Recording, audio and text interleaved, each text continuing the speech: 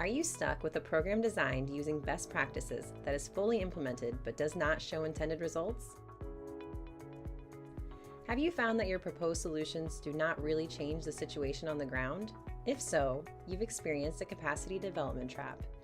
Capacity development traps affect organizations, both big and small, and can involve diverse actors. A capacity development trap can be defined as a dynamic in which clients constantly adopt reforms to ensure ongoing flows of external financing and legitimacy, yet never actually improve. Today, we will share with you 4 principles that can help practitioners avoid losing time, money, and resources in capacity development traps. Simply stated, these 4 principles are solving problems in local contexts, promoting a creative environment, utilizing iterative feedback, engaging broad sets of agents. Now imagine your organization is a Jenga tower consisting of different practices, theories, and values that shape your programs.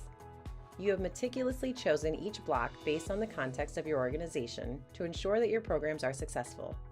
However, integral to the foundation are principles that keeps your tower from falling into a capacity development trap. Remove one of these critical blocks and your tower comes one sway closer to falling over into the abyss of resource loss. Let's look at each of these critical blocks to further examine why it plays such a large role in ensuring success for you and your programs. Principle 1. The first principle that we will focus on is solving problems in local contexts. This means that there are no cookie-cutter solutions to development. When implementing programs in a capacity development trap, practitioners tend to utilize best practices, assuming that because a program worked in one context, that it will work in another. Instead, it is important to analyze the problem and its context before designing a solution. Now we will hear from Robert Glover on how he solves problems in the local context of Kyrgyzstan. As a development professional, we'd like to start with what's actually happening on the ground, not pretending we're in some other situation. We want to first look at the key aspects of what are the needs of the community. We need to begin thinking and working politically. I don't mean in terms of politics, but in terms of the community dynamics, in terms of how people relate to one another, who are the power brokers in the community, what are the challenges. And we should also map what's working and not think that we can create something from scratch. Principle 2.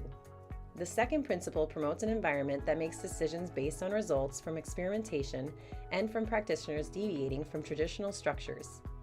Oftentimes, development practitioners feel they are confined within the tools and regulations passed down by top-level management, leading to an environment where innovative solutions are stifled. To avoid this trap, failure must be embraced. Organizations must realize that change takes time, and development is a constant process that is ever evolving. In order to create new results, new measures, also known as positive deviation, must be taken. Now we will hear from Dawn Dwyer on how she promotes a creative environment that allows colleagues to deviate from traditional structure. And as volunteers, we operate in an organization that is based on integrity. And that integrity allows us to establish trust that is necessary in order for us to innovate, to try new ideas, to be creative, to think outside the box, and sometimes do old things in new ways.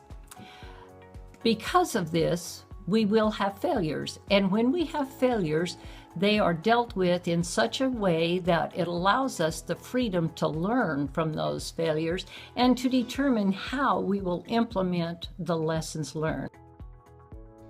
Principle 3. The third principle involves active, ongoing feedback from programs into new solutions. Usually, organizations simply want to show that they are achieving previously identified objectives and rely solely upon M&E tools to inform their next program. Instead, when reviewing a project, take ample time to discuss the results. Use open-ended questions with implementers and beneficiaries to ensure that the new implementation goes one step closer to your final goal. Now, Leila Salamova will tell us about how she implements iterative feedback into her organization. So the program exists when all key elements of it functions well. The elements usually are governance, management, finances, infrastructure, and planning. If you stress one and not pay attention to another, the whole structure suffers. Principle 4. The fourth principle puts an emphasis on engaging broad sets of agents so that any reforms made are viable, legitimate, and relevant. Without a broad set of agents, key pieces of information could be missing that would affect the success of the policy or program. Usually, an organization does not include all of its levels in the decision-making process, oftentimes leading to an uninformed program. An organization must engage with all 3 social levels: agents at the front line and in leadership positions, organizations inhabited by agents, and its ecosystem. When all social levels are included, it ensures that everyone is on the same page and able to implement the program or policy. Now, Suni Gillett will tell us about how she implements the engagement of all 3 social levels into her organization. Some of the things that I think are really important to attract donors, potential funders to your projects are 1, having transparency as an organization, 2, being able to highlight your impact and show really the work you're doing on the ground and the impact that you have, whether that's money leveraged, it's teachers trained, students utilized, etc. Showing sustainability of the work that you do so that potential donors know that the money that goes into your projects is likely going to be sustained in the long term. In review, we looked at how 4 principles help you avoid the continual resource loss characterized by capacity development traps. Again, these 4 principles are solving problems in local contexts, promoting a creative environment, utilizing iterative feedback, and engaging broad sets of agents. Moving forward, remember that in order to keep your organization standing, just like the Jenga tower, the more principles in place, the stronger the structure is and the less likely you are to fall into a capacity development trap. For further information, please visit our website where you can delve further into how avoidance is practiced in the field.